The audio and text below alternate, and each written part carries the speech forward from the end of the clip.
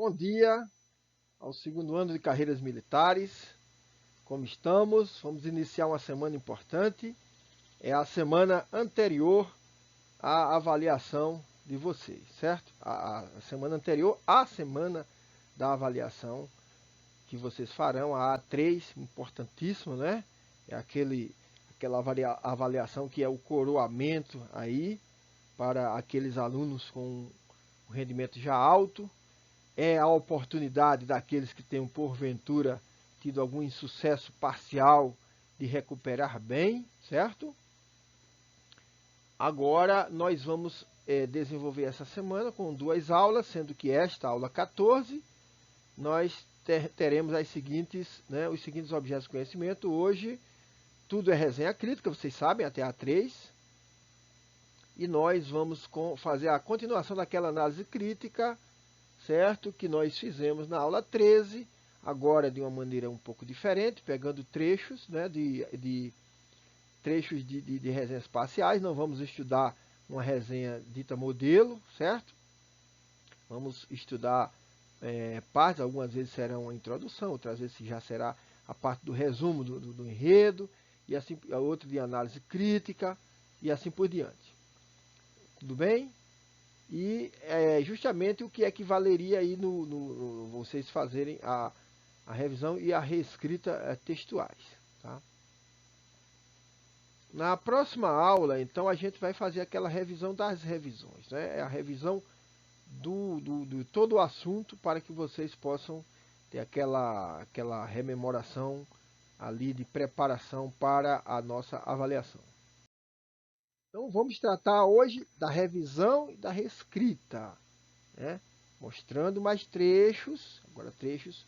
Não vamos apresentar a solução por escrito, como eu fiz da última vez, mas vamos apontar em trechos avulsos de várias, né, resenhas aqueles problemas que estão lá, que você vai ter de solucionar. Portanto, pessoal, vamos ver aqui. Os processos de revisão e reescrita são fundamentais na produção textual. Não são firula, não. É no momento da revisão que você analisa criticamente seu texto, tá? Verificando se ele está como planejado, se atende ao gênero. Se eu peço uma resenha, é uma resenha? Tem tudo que a resenha tem? Tem a parte de resumo, de análise crítica, né? Ou seja, se ele contém os elementos específicos necessários de cada tipo textual. Se está em conformidade com a norma culta, não existe possibilidade de nós pedirmos a vocês algo que não seja escrito com a norma culta, certo? Então assim, não, eu vou colocar um monte de aspas e tal. Tenha muito cuidado. Norma culta. Para isso, principal regra, leitura. Lá são 3 regras principais. Leitura, leitura e leitura. E depois, a leitura dessa teoria que nós estamos vendo aqui, né? Assistir às nossas aulas, né? Ver, reescrever, tá? Praticar, tá? Praticar. Bom, tem que ver tudo. Se está coerente e coeso, sem repetições desnecessárias, etc. Ao fazer a revisão, caso, né, localizando quaisquer inconsistências, ou seja, se localizar, é uma condicional, você deverá fazer a reescrita e solucionar todos os problemas que encontrar. Você é seu primeiro avaliador. A reescrita é você atuando como seu primeiro avaliador, achando o que mexer e melhorando. Aí, se você não for seu primeiro avaliador, você não vai melhorar. Vai esperar que a gente faça isso por vocês, aí fica difícil. Então, quanto à coerência e coesão textuais, aí vamos ver o trecho, tá? No momento da escrita, revisão e reescrita, atenção à coerência e à coesão, né? É fundamental. Então, você vai ver agora nós terminarmos aquela análise crítica, né, sobre o tema, sobre a resenha que foi passada, tá certo? Casando ali um conceito da filosofia com a atitude as ações de uma determinada personagem daquela peça de Shakespeare chamada Medida por Medida, certo? Então, vocês devem perceber nos trechos como a compreensão fica prejudicada quando os elementos de coesão e de coerência não são usados apropriadamente. Vamos ver? Então, comecemos por um trecho bastante simples, né, de analisar. Diz ele: a obra em análise, desenvolvendo um enredo instigante e provocante, nos apresentando um exercício de ponderar as leis da época e os costumes praticados de semelhantes de nossa sociedade. Será que as escolhas feitas pelas personagens foram as mais corretas? Como que seriam as respostas a esse tal comportamento vistas e aceitas no século XXI? Então, começamos a perceber o seguinte. Observe que você começa aqui a obra em análise. Ora, a obra em análise o quê? Aí vem, desenvolvendo um enredo instigante e provocante. A estrutura com o gerúndio do verbo desenvolver, o gerúndio do verbo desenvolver, vai me dizer que há uma subordinação. Qual é a principal? A principal tem um sujeito que é a obra em análise. Qual é o verbo da oração principal? Depois você, nos apresentando um exercício de ponderar as leis da época e os costumes praticados de semelhantes da sociedade, e aí acaba o ponto. Então você tem um sujeito que ficou sem o seu verbo. Não há uma oração principal, só orações subordinadas. A obra em análise o quê? O quê? Desenvolvendo um enredo instigante, ela fez o quê? Nos apresentando um exercício tal, ela fez o quê? Então ficou sem pé nem cabeça. Isso interfere na coesão e a coerência. Depois você tem a parte em preto aí, que é a segunda parte do parágrafo. Será que as escolhas feitas pelas personagens foram as mais corretas?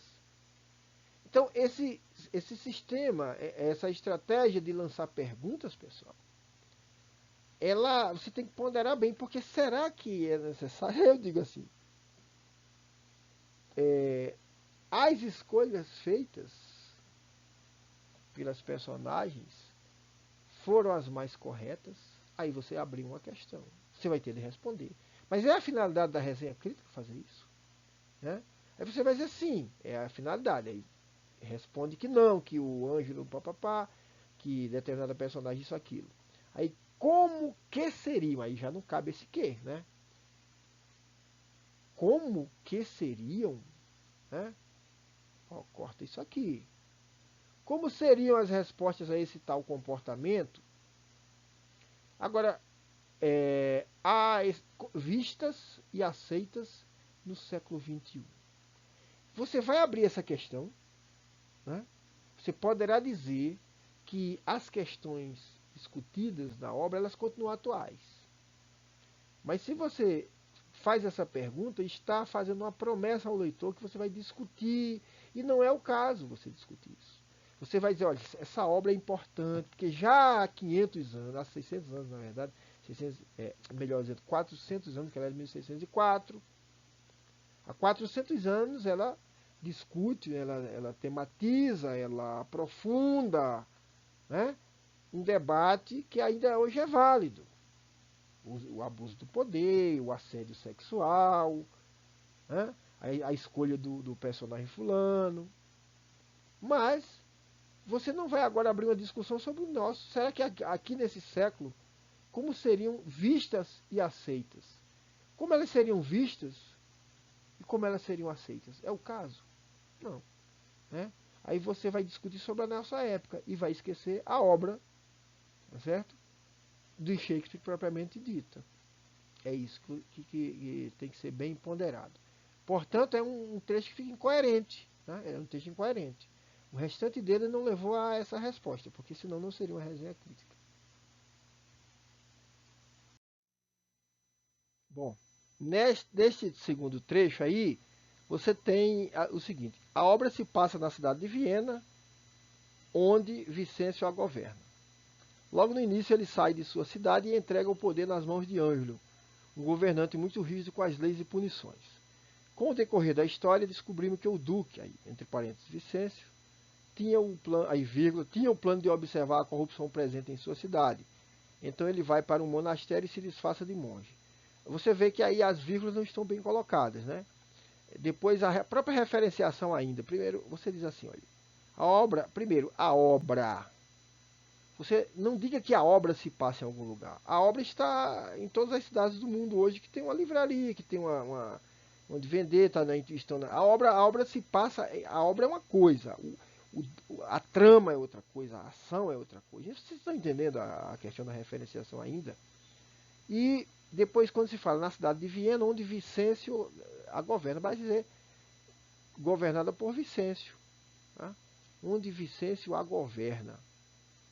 Para que essa maneira aqui de dizer, tá? Uma cidade governada por Vicêncio, pelo Duque Vicêncio, melhor dizendo. Aí depois que fala de Vicêncio, lá na frente você vai ver de novo Duque. E aí diz, entre parênteses, Vicêncio. Para quê? Você já tinha falado de Vicêncio antes, colocaria de uma vez onde o Duque é governado pelo Duque Vicêncio. Ponto. O que nós vemos aqui é que as vírgulas estão separando tudo. É como se o aluno só tivesse no seu repertório de pontuação, ele não distingue pausa maior e menor, certo? Ele não distingue uma pausa, uma mudança de rumo, de informação nova. Então aqui ele coloca vírgulas demais, certo? Aqui, por exemplo, essa vírgula aqui devia haver uma pausa maior. Aqui deveria ser um ponto também, certo? Aqui deveria ser um ponto depois de governa. Aqui depois de punições deveria ser um ponto. Os problemas aí são principalmente de pontuação. Descobrimos que o Duque Vicêncio tinha o plano. Ora, entre o sujeito, Duque, e o verbo tinha, não há nada interpolado. O que está aí, sem necessidade, é uma palavra entre parênteses que já tinha sido referenciada antes, não há por que agora colocar, né? Dessa maneira. Então, aqui essa vírgula, portanto, está sobrando. Aqui, a vírgula dessa linha aqui está sobrando. Tinha o plano de observar a corrupção presente em sua cidade. Aqui deveria ser uma pausa maior. Tá? Então, aqui poderia ser um ponto e vírgula, por exemplo. Tá? Então, os problemas aí são mais de pontuação e a questão da referenciação aí do Duque. Né? Próximo trecho. Próximo trecho vocês já observam. Eu vou fazer a leitura. Tá? A obra Medida por Medida foi uma obra feita pelo inglês e ator William Shakespeare no ano de 1604, onde a obra se encaixa no tema de comédia, mas não é o principal abordado. Muito bem, quais são os problemas? Veja essa referenciação aqui, ó. Simplesmente pela repetição da palavra obra sem necessidade, né? E ela não tem funcionalidade nenhuma. Depois nós temos o problema do pronome relativo onde, que é equivalente a em que na verdade não é necessário, porque quando nós falamos do onde, nós estamos tratando de lugares, de espaços, enfim. Você não pode dizer que um ano qualquer é onde. Você não pode dizer que um evento qualquer é onde. Você não pode dizer que determinado acontecimento é onde. Certo? Depois, a própria transição aqui da ideia de a obra medida por medida foi uma obra. Por que isso? Bastaria dizer. E aqui depois tem assim, onde se encaixa no tema de comédia. Ela se encaixa no tema. A comédia não é um tema. Né? A comédia é um gênero dentro daquele gênero maior, que é o gênero clássico dramático. Você tem, obviamente, a comédia, certo? Você tem a comédia. E o detalhe aí até é que esta comédia, ela tem elementos muito fortes do dramático, né? Você tem pessoas que vão ser condenadas à morte, a coisa é tratada de maneira séria. Agora, claro, na encenação se dá o tom de comédia, até porque a comédia retrata pessoas de um extrato social e tal. Você tem já um avanço em relação àquelas tragédias gregas, que era uma coisa ou outra, né? Só tratavam de nobres as tragédias e só tratavam de pessoas da baixa extrato social, digamos assim. as comédias. Na verdade, aí há uma mistura, você tem gente de todas as classes sociais e você tem elementos tanto da tragédia quanto da comédia. Né? Você tem uma quase tragédia aí. Você tem cabeça de pessoa.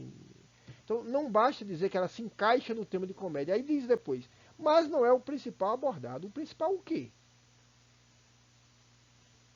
O principal o quê? Ficou faltando. E se você diz assim, olha, eu estou dando tal informação, mas isso não é o principal, então você deveria ter dito o principal. Por que vai dizer o que é secundário? Porque parece que é. E a gente sabe que na verdade não é. Você poderia dizer a comédia medida por medida, né? Do dramaturgo inglês, William Shakespeare. Né? Então, outra coisa, não diga que determinado, por exemplo, Roberto Carlos é brasileiro e cantor. Você diga o cantor brasileiro, Roberto Carlos. Né? Então, e outra coisa, mesmo que o William Shakespeare, eu descobri que o William Shakespeare foi ator, né? Tá tudo bem. Mas é o relevante aí, você está fazendo uma análise, né, de uma obra que foi escrita por William Shakespeare. Ele aí está como autor, interessa que ele seja autor. E como é uma obra de teatro, né, uma peça de teatro, você poderia dizer logo de uma vez, dramaturgo. Então, a comédia medida por medida foi escrita muito mais forte, né, do que feita pelo dramaturgo inglês William Shakespeare no ano de 1604. Tá? Aí esse onde completamente fora de questão, e depois de tudo isso você vai dizer o quê? Que não é o principal abordado. Ué, então diga qual é o principal abordado, certo? É. Vejamos este outro aqui. A obra é muito interessante e te deixa muito preso para saber o desfecho. As partes mais interessantes foram os planos do Duque. A linguagem é complicada, mas é uma obra que surpreende. Ué, a linguagem é complicada, mas aí eu penso, a linguagem é o sujeito do verbo ser, porque foi o último sujeito usado. Embora com linguagem complicada, é uma obra surpreendente. Para não ficar colocando quezinho, olha quanto que nós temos, antes mesmo de ler, ó. Olha quanto que nós temos. Então essa peça de teatro pode ser relacionada com a ética kantiana, que é a capacidade do homem de saber o que é certo e o que é errado. E é isso o que a obra menciona o tempo todo, principalmente o personagem Ângelo, que é incorruptível. Ué, Ângelo é o que, menino? Incorruptível? Esquisito, né? E sabe o certo e o errado e quer que todos sigam a coisa certa para o seu reino. Não diria que é reino, pessoal, já falei antes. Não é o mais adequado, tá entendendo? Porque se você tem um duque, você tem um ducado, entendeu? E ficar em ordem. Mas vejam, você pode dizer que a personagem Ângelo é incorruptível? Um sujeito que tenta, faz uma proposta imoral a uma donzela, de que quer comprar a donzela, tendo em vista a sua vulnerabilidade, a vulnerabilidade de uma irmã desesperada que vem pedir pela vida do irmão condenado a morrer no dia seguinte. Além desse monte de quezinho aí. Então, fora de totalmente contexto. Depois disso, as partes mais interessantes foram os planos do Duque. Vago demais. A linguagem é complicada. Aí você poderia dizer que a linguagem é uma linguagem clássica, né? Linguagem antiga, mas é uma obra que surpreende. Aí não coube. Por que não disse que a obra é uma obra surpreendente, tem um enredo surpreendente e assim por diante? Tá? Então, ficou fora de contexto aqui. Pela posição, parece que a linguagem é complicada, mas a linguagem é uma obra. A linguagem é uma obra que surpreende. Cuidado com as omissões. Quando você omite um verbo, eu tenho que resgatar pela coesão no que veio antes, né? Onde é que está aquele verbo que foi omitido. E aí, a mesma coisa, o sujeito, melhor dizendo, aí o caso de qual é o sujeito do verbo ser aqui em mais é uma obra que surpreende. Eu voltando atrás encontro linguagem, mas nós não sabemos que ele não queria dizer que que é a linguagem é uma obra, tá certo?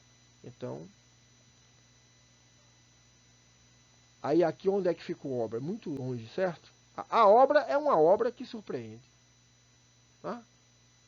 Você poderia dizer que a obra é assim, tem linguagem complicada, mas é surpreendente. Né? Seguindo adiante. Aí, os problemas, aí a questão da informalidade, né, te deixa preso. Né? A informalidade, as informações vagas, frase muito longa, veja a extensão aí, a gente chama de frase quilométrica, né? Aqui, ó, você tem 2 períodos só, um período, o último período aí tem 2, 4, 6, grosso modo 6 linhas aí, um período só sem necessidade, com a repetição demais, tá? Longa repetição do conectivo que. Vamos a um trecho riquíssimo, certo? Passo primeira leitura.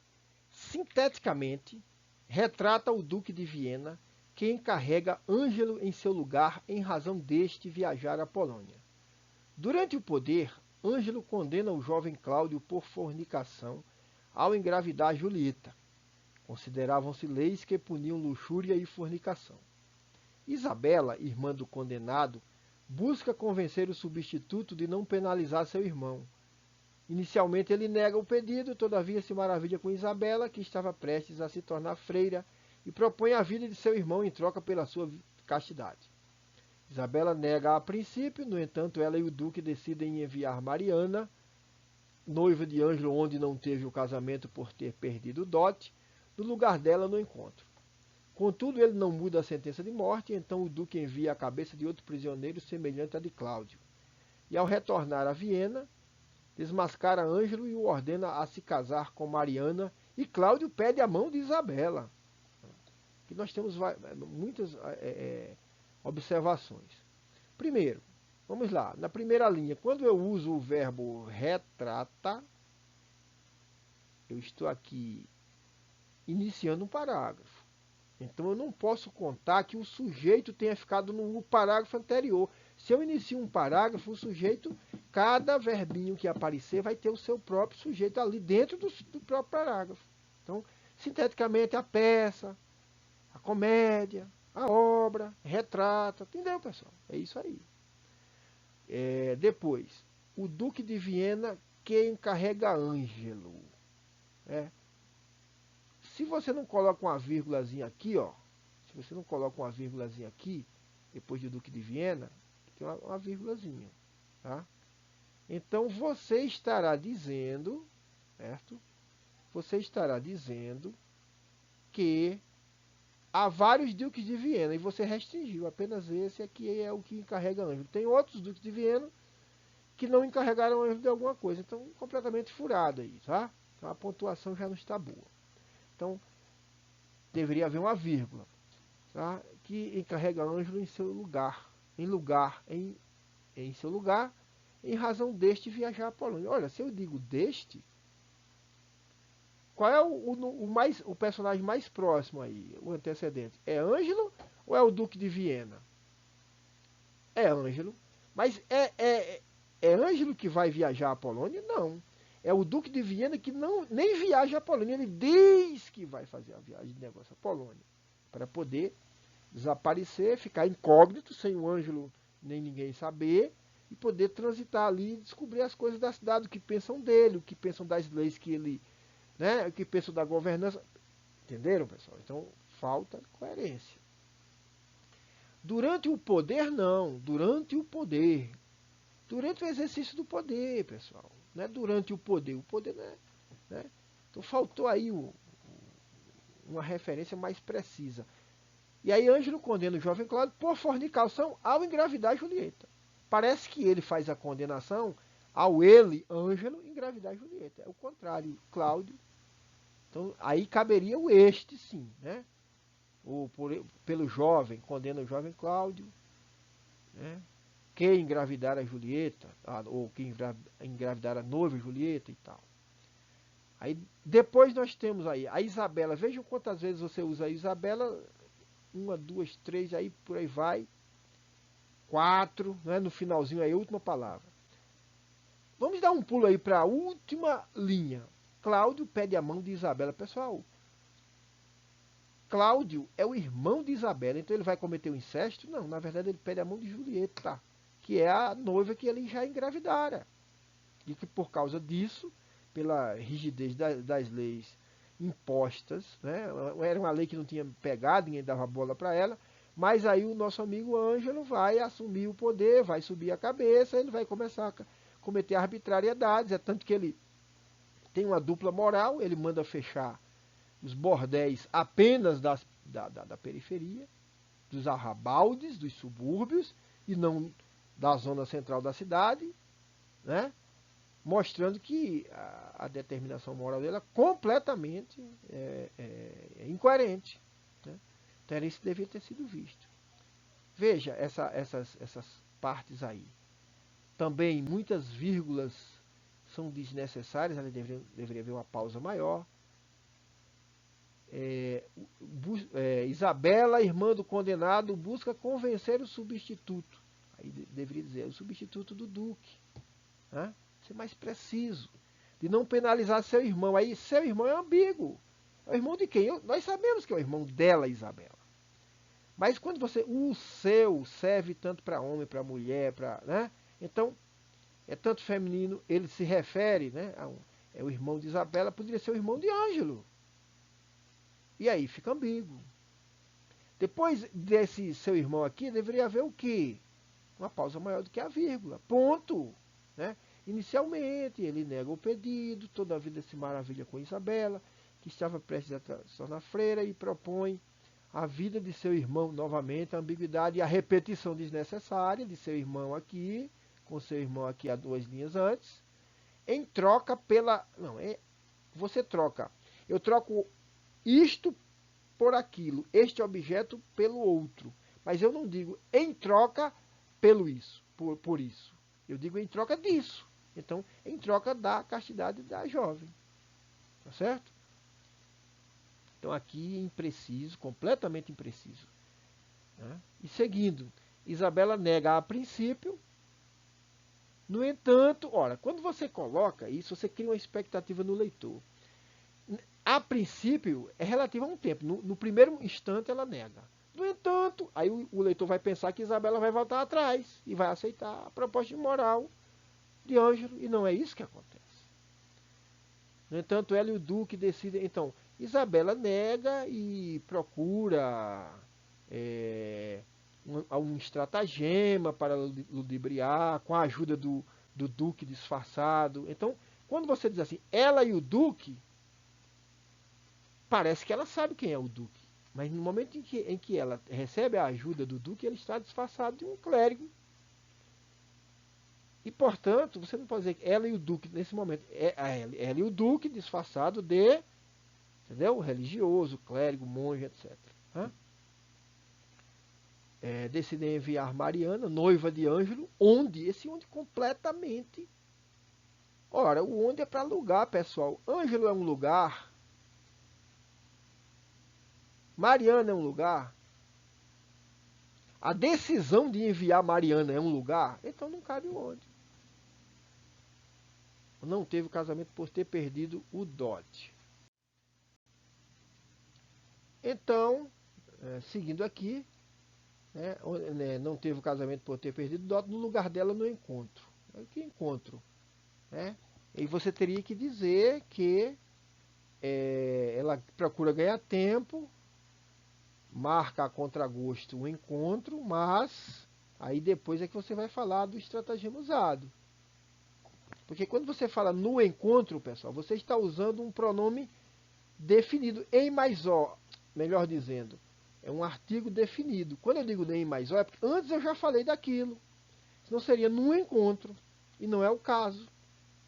Certo? Ela marca um encontro, ela cede aparentemente a ele, né, finge ceder ao desejo dele, marca, faz a exigência, né, e usa um estratagema de enganá-lo, mandando outra no escuro, né, mandando outra que era alguém com quem ele tinha uma ligação.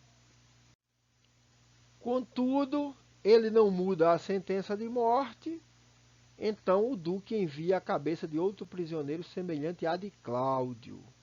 Aqui seria melhor A, esse A aqui, tem que ter o acento, né? Tem que ter o acento. Considere aqui que isso é um acento de indicador da crase. Uma cabeça de outro prisioneiro semelhante à cabeça de Cláudio. Tá? E ao retornar a Viena, desmascara Ângelo. Eu pergunto, quem foi que retornou a Viena se não saiu de Viena para... Ele pode ter ido nos arredores de Viena, no convento perto de Viena, mas ele literalmente não foi para aquela viagem, porque aquela viagem não existiu. Né? Então não se pode falar em retornar, aqui é uma imprecisão. Não há um retornar. Certo? Ele fica transitando pela cidade, ele ouve Lúcio falando mal dele mesmo, falando mal do duque disfarçado, ele ouve muita coisa, procura tomar o pulso de como aquelas leis estavam, como aquela governança ali estava sendo recebida, certo? Pelas pessoas de todos os estratos. E aí interfere, né? Interfere, resolve interferir porque entende o que está acontecendo. Tá? E desmascara Ângelo e o ordena a se casar com Mariana. E Cláudio pede a mão de Isabela. Então, realmente, esse fecho aqui, Cláudio cometeu incesto. Né? Propôs cometimento do incesto. Né? Não é realmente o caso. Vejam como a coisa é um pouco delicada, pessoal. Então, tudo isso aí interfere em quê? Vai interferir a referenciação, o pronome relativo, aí o onde, tá? As concordâncias. Tem que olhar tudo isso. Pessoal. Tudo isso é muito importante. Depois, o Ângelo pede a virgindade da futura freira em troca da vida de seu irmão. A referenciação aí. O seu irmão é o irmão de Ângelo ou da freira, da futura freira? Quebrando assim a razão, cuja, pessoal, cujo e as suas variações é um pronome relativo, né? São pronomes relativos que exercem a função de adjunto adnominal. Né? Cuja, quebrando assim a razão, cuja o quê? Tem que ter um núcleo para ele ser, tá certo? Ele deve ser, mas ele não pode ser adjunto adnominal de razão, não cabe. Tá? Ele é o pronome relativo. Falta o quê? A razão cuja falta alguma coisa aqui, uma lacuna. Tá? A razão, aí seria no caso no máximo que, né? Quebrando assim a razão que usava, aí tudo bem. Ele usava a razão. Usava para basear suas decisões e até mesmo seus internos princípios morais de seguimento da lei. Todas esses pontos completamente incoerentes, né? A concordância maluca. Violam o estudo de Kant. Não é a questão de violar o estudo de Kant, estão em desacordo com os conceitos de Kant. Né? Então, os problemas de referenciação, de uso do pronome relativo e de concordância. Né? Vejam essa aqui. Olha essa que rende muito. Olha quanta repetição em verde de Ângelo. Olha quanta repetição aí em rosa de Isabela. E por aí vai. Né? Olha quanto ele e ela. Né? Então aí é basicamente vocês observarem que vocês têm que usar os recursos de referenciação ao dispor. Vocês têm que usar outras expressões.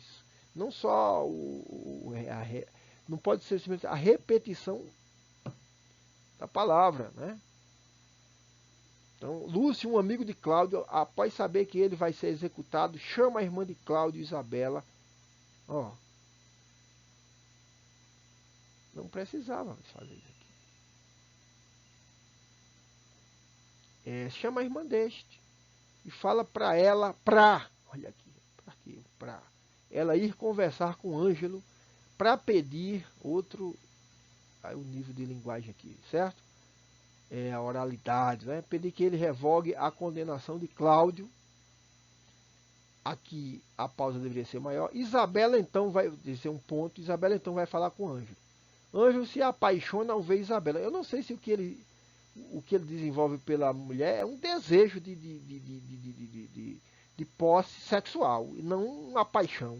A gente, quando diz paixão, você tem um sentimento, uma afetividade que inexistia totalmente ali.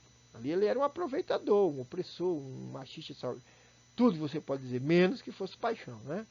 Ao ver Isabela, olha só, além de repetição, assim, uma palavra depois da outra, né? Ele fica mais feio, tá? Implora para que seu irmão não seja executado, mas Ângelo não quer cancelar a condenação de Cláudio, tome Cláudio, mas diz que se Isabela der sua virgindade a Ângelo, Ângelo diz que se ela der sua virgindade a Ângelo, ou seja, Ângelo fala como se ela fosse se entregar a outro, que não ele mesmo, né?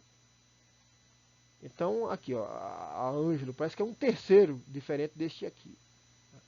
Iria retirar a condenação de Cláudio. Isabela nega a proposta e o chama de hipócrita. Logo depois, Isabela vai conversar com Cláudio a respeito de Ângelo. E Cláudio chama ele, ó, além disso, né, o chama, né, de hipócrita. Aí já é um grau de detalhamento do enredo absolutamente desnecessário. Porque Cláudio estava lá na prisão. Ele, quando você diz assim, chama fulano de hipócrita, parece que eles estavam presentes. E não é o caso. Já essa, entendeu? Ele ficou chocado, ele fica triste e tal. Mas pede a Isabela para fazer o que ele pede, né? Ele, Ângelo, né? E Isabela fala que não quer se sujar, entre parênteses, nem as aspas salvam aí, né? Pois está prestes a se tornar uma freira. A questão não é se sujar, não é por causa disso. Parece até que se ela não fosse se ordenar freira, tudo bem, né? A questão é ética mesmo, é muito mais séria. Então o que é que nós temos? Essa referenciação com muitas repetições. Né? Então, pessoal, é basicamente isso, né? A gente tem que ter esses cuidados aqui, chamamos a atenção. Veja como não é simplesmente jogar no papel. Você tem que pensar, tem que ver as referenciações, tem que ver as repetições para poder ajeitar, ver o que é que você coloca nas suas reiterações, se você vai usar hiperônimos, hipônimos, se você vai usar sinônimo. Não simplesmente colocar a palavra, a repetição pura da palavra. E assim por diante. Coesão, coerência, uma coisa influi na outra. Tá certo? Como é que você vai dizer que uma personagem... Você não pode se equivocar com a personagem, não pode confundir Isabela com Julieta. Aí, o fecho do enredo, do resumo aí, que foi um dos trechos, era o irmão propor o incesto, casar com a irmã. Isso foi desatenção, porque Julieta, Isabela... Tem um E, tem um A no final ali, tá, as últimas duas vogais. O camarada, falta de atenção, reescritura. Leia como se você fosse o primeiro leitor e avaliador. Você tem que ser. A reescritura é quando você se avalia. Né? Então, a nossa proposta é que você volte, se você fez aquele exercício que nós pedimos, algo que você tenha assistido, aqui você tenha assistido ou lido. E aí você volta lá, e você tem esse olhar crítico, já que a gente não pode ver uma por uma, certo? Para fazer, se você achar necessário reescrever, eu posso dizer, quem não tiver feito já perdeu, e quem tiver feito e não fizer a prática da reescritura, perde também. Né? É muito importante isso, sempre, sempre, sempre. Tá? Então, com isso, ficamos por aqui, deixando o nosso abraço, pessoal. E na próxima aula vamos fazer aquela revisão pré-A3. Certo? Um abraço, fiquem com Deus.